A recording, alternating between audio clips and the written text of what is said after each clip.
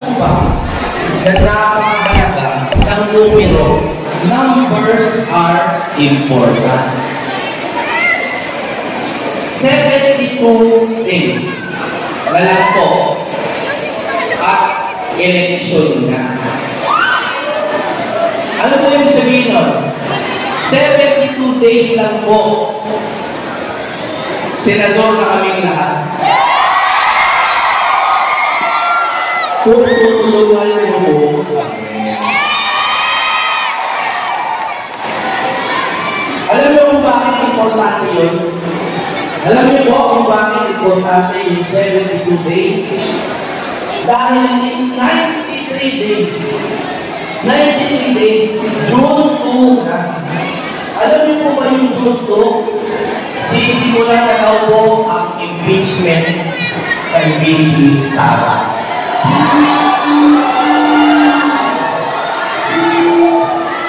Nakalagay po yung schedule na pinakita po sa atin ni Senate President. June ang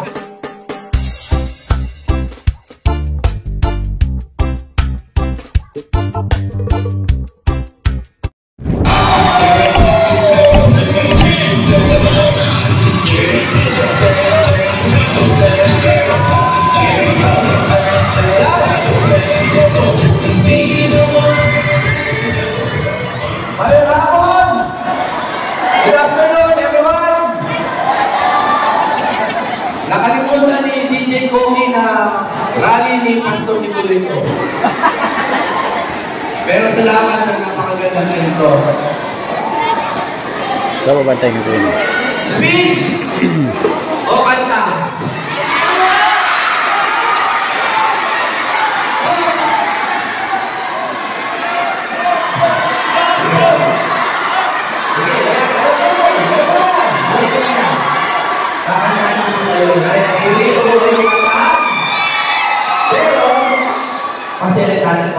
Okay na? Okay na. Gusto ko lang po mag-guru sa inyo ng mga salupin. Psalms 19:12. Sino ba alam? Teach us to number our days, O Lord, so that we may gain a heart of wisdom. Tagalogin po natin. Sana nakikinig kayo. Nakikinig ba kayo? Turuan niyo po kami, Panginoon, na bilangin ang aming mga araw upang matuto kaming mabuhay ng may karunungan. Alam niyo po ba na napakahalaga ng numero? Numbers are important. 72 days na lang po at eleksyon na. Ano po yung sabihin nun? 72 days lang po. Senador na kaming lahat. Kung tutulungan mo po, alam mo kung bakit importante yun? Alam niyo po kung bakit importante yung 72 days? Dahil in 93 days, June 2 na. Alam niyo po ba yung June 2? Sisimula na daw po ang impeachment kay Bibi Sara.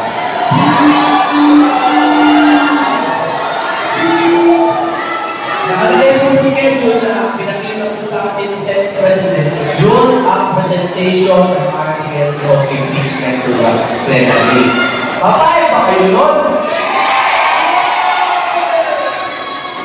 Dahil alam niyo po, 151 days na lang at start na ng impeachment trial mismo.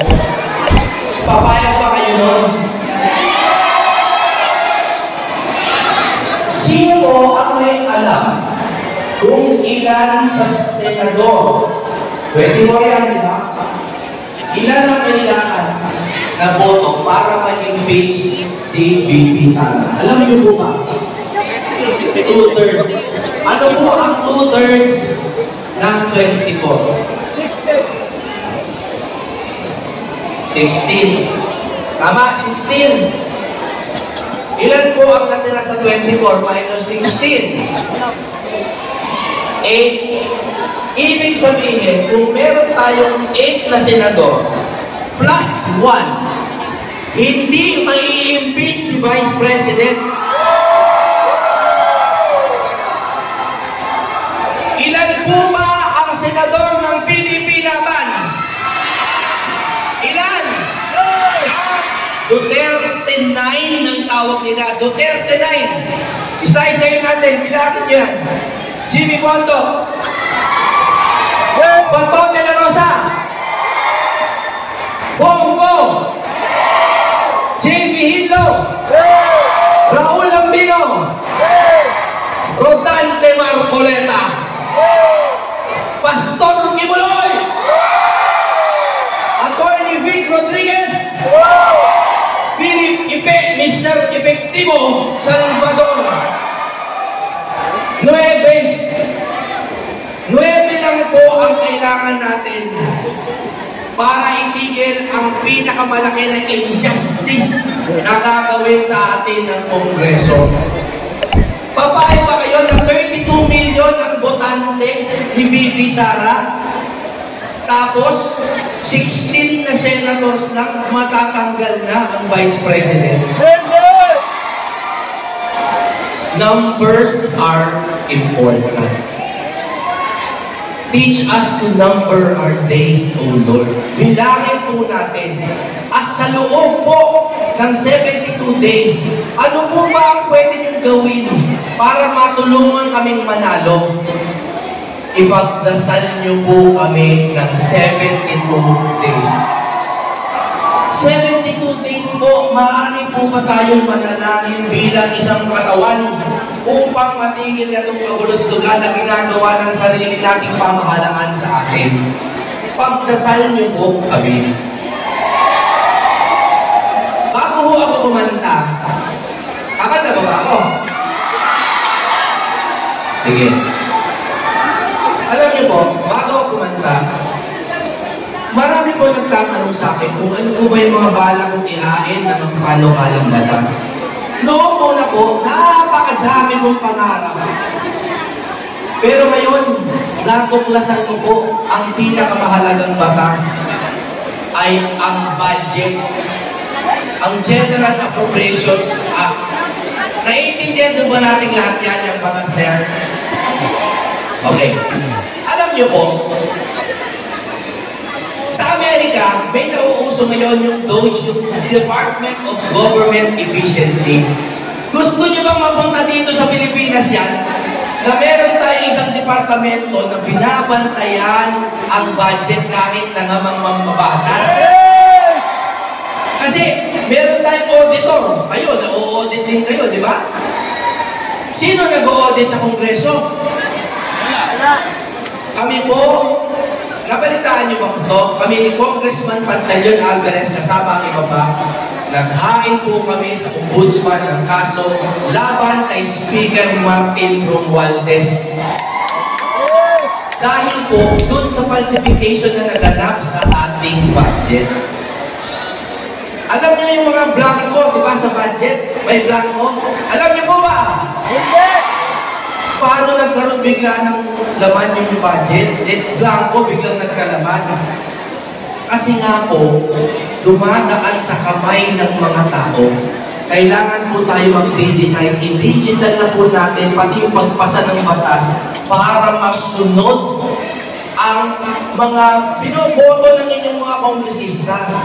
Kasi ang nangyayari ngayon, lahat kayo bumoboto, no? Lahat kayo sinasabi sa congressman, bigyan nyo kami ng ganitong budget. Paglalaban nila yan sa kongreso, ipaglalaban nila. Pagdating po sa tuktok, sa mga paikam, biglang binabago. Papayag pa kayo nun? Kailangan po natin ng true reform. Reformahin po natin ang bayang Pilipinas. Baguhin natin ang kongreso. Kakanta na ba ako? Salamat po. Marami pa pong magsasalita. Alam niyo po ano napansin ko? Parang ayaw niyong nagsiseryoso ako. Kasi po, napakahirap naman talaga dahil buong buhay ko, nasanay po ako na pinaliligaya ko lang kayo, kayong taong bayan.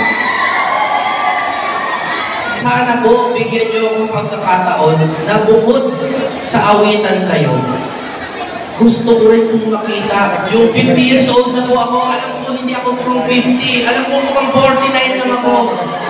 Alam ko. Pero birthday ko bukas. Joke lang. Sa Mayo pa, sa Mayo.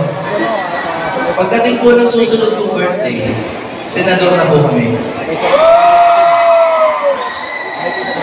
Sana po pagbigyan niyo po ang Duterte 9 na hindi lang po magpaligaya sa inyo ng ganitong pansamantala, kundi paligayahin po ang buong buhay ninyo. Yung mga tulay ninyo, mga eskwelahan ninyo, yung mga bahay ninyo, sana po tulungan nyo kaming tulungan kayo. Pero ngayon, kakantahan ko muna. Nung huli kong rally ni Pastor Ibuloy, ang kinanta ko seryoso, Tunay na Laya. Naaalala niyo ba yung Tunay na Laya? Dahil malamang marami sa inyo narinig na yun, babaguhin ko naman. Okay lang ba sa inyo? Love song naman ang kantahin sa inyo. O pili po kayo ng kanta, ha? Pumili po kayo. Kasi ganyan po sa demokrasya, kayo ang pumipili. Ano ang gusto niyong kanta? I believe o let me be the one? Let me be the one. Sige. Sige, kakanta ko po kayo.